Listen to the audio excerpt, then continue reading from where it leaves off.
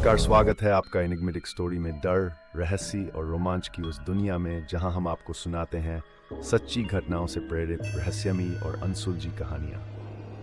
तो चलिए खोलते हैं एनिग्मेटिक स्टोरी का एक और पन्ना।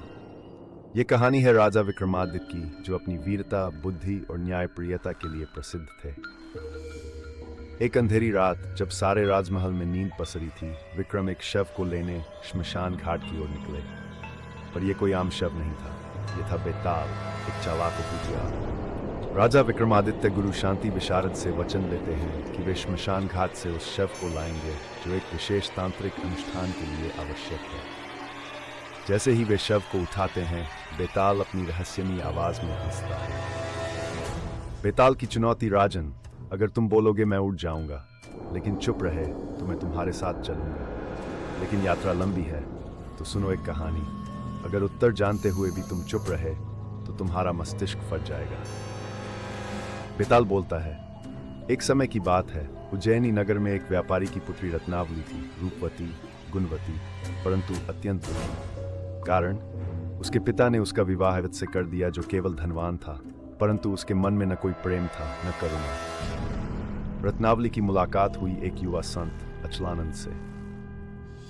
दोनों में अध्यात्म और सच्चे प्रेम का संबंध जुड़ा, पर दोनों ने मर्यादा का उल्लंघन नहीं किया। एक दिन रत्नावली के पति ने इन दोनों को बात करते देख लिया और क्रोध में आकर अचलानंद को मार डाला। अचलानंद की आत्मा मारी नहीं गई, वह भटकती रही न्याय की तलाश में। वर्षों बीत गए। राजा को एक दिन उस नगर में आत्मा द्वारा भय फैलाने की बात पता चली। राजा ने अचलानंद की आत्मा को बुलवाया और पूछा, क्या चाहते हो? आत्मा बोली, मैं न्याय चाहता हूं, मेरे हत्यारे को दंड दो। राजा ने तब रत्नावली को बुलाया और पूछा, क्या तुमने कभी अचलानंद से प्रेम किया? रत्नावली ने उत्तर दिया, हाँ, परंतु हमने मर्यादा का उल्लंघन नहीं किया। अब हे राजन, तुम बताओ, क्या उस वृद्ध पति को दंड मिलना चाहिए जिसने संदेहवश एक निर्दोष की हत्या की, या उस युवती को जो किसी और से प्रेम करने लगी थी? राजा विक्रमादित्य गुरु शांति विशारद से वचन लेते हैं कि वे श्मशान घाट से उस शव को लाएंगे जो एक विशेष तांत्रिक अनुष्ठान के लिए आवश्यक है। जैसे ही वे शव को उठाते हैं, बेताल अपनी रहस्यमयी आवाज में हंसता है। तुमने उत्तर दे ही दिया राजन, अब मैं फिर उठ चला। हा हा हा।